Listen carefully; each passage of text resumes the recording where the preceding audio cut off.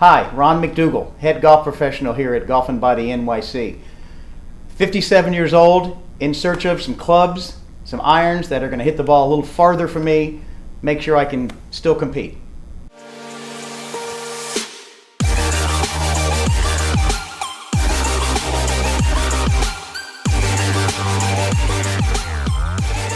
So Ron, you brought your golf club in, or basically the same golf club that you'd use. So that's your traditional cavity back. Yep.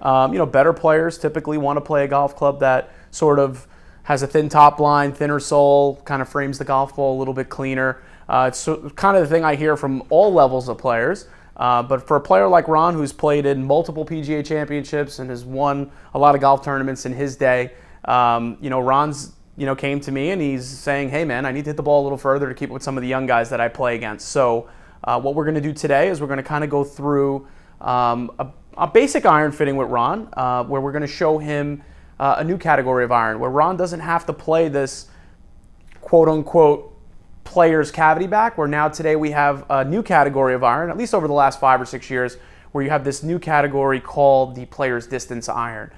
Still very good looking, still very clean, thinner top lines, but the lofts are a little bit stronger. The faces are a hell of a lot faster, and hopefully with that, we're going to be able to get Ron an increase in distance without sacrificing his ability to stop a ball on the green.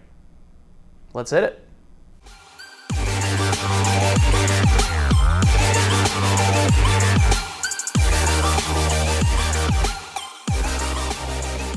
So, Ronnie, you hit your current 7-iron, your P770, a little bit more of a player's cavity back.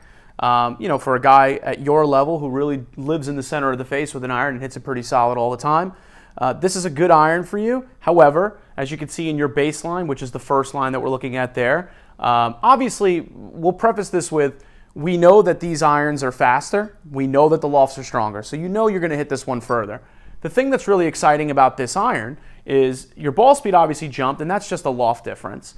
Your launch angles virtually are the same, and we only lost about a half degree of launch, and the spin came down. So what we see is that difference is 14 yards of carry. Now, I know what everyone's going to say is like, okay, great, he hit it further, but does it have the stopping power to stop that ball on the green? Mm-hmm. So the answer is yes.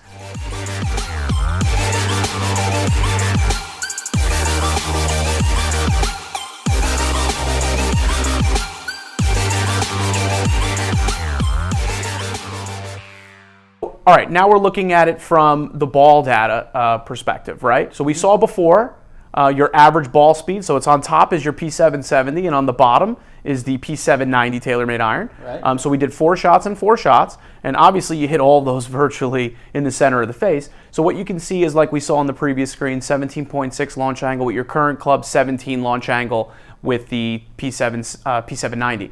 Now, spin rate obviously did drop. So you would think that with a slightly lower launch and a slightly lower spin rate that you wouldn't hit the ball as high. Well, you actually made up for it with more ball speed, and that's what's actually carrying your golf ball up in the air. So right. Your descent angle increased, and now your peak heights. Because, Sonny, I see my peak heights have gone up 2 or 3 yards. Yeah, absolutely. So giving up a little bit of spin to gain a little bit more speed has actually made the ball go up a little bit higher, so it's still going to stop fine. Absolutely, and I would tell you that for a player at your level who still competes in local area events, when you're a 57-year-old guy and you're playing against guys that are just, 45, 50-year-old guys, that jump of 7 years is a big difference. You hitting the ball 14 yards longer per iron consistently and still relatively hitting it, as close to the green as possible. We had one there that went a little left, but, hitting it as close to your target as possible with more distance is certainly going to be a game changer.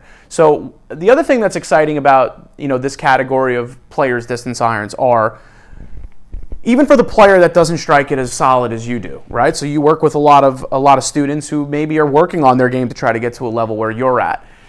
I think these irons, and it's proven that even on the off-center strikes, you're still going to get some good ball speeds, right? So you can even see in the TaylorMade iron, a couple of those shots there, like the last one, you kind of caught it a little out towards the toe. Look at the ball speed out on the toe. It's still 117 miles an hour. You really didn't lose ball speed in that. Yeah, the ball might have curved a little bit out to the left. 13 yards left on some big greens that we get to play up here in the Northeast. We still find our ways to hold that green and still have a chance at putting it. And you actually hit that one pretty high as well. So I think all in all, when you look at this type of an iron, it fits a multitude of players. It fits the guy that's struggling to hit the center of the face but still wants to look down at a good golf club.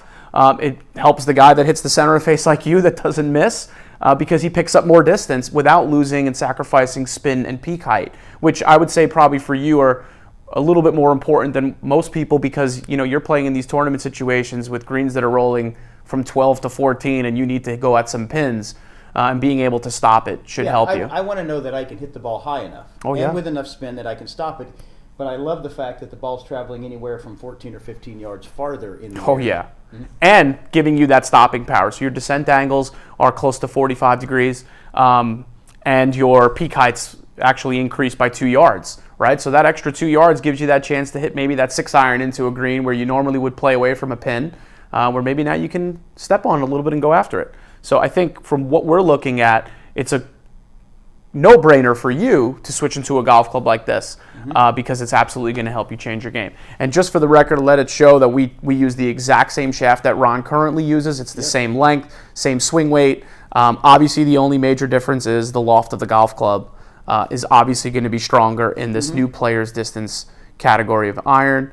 But it did go higher. But it did go higher, so we're where we want to be.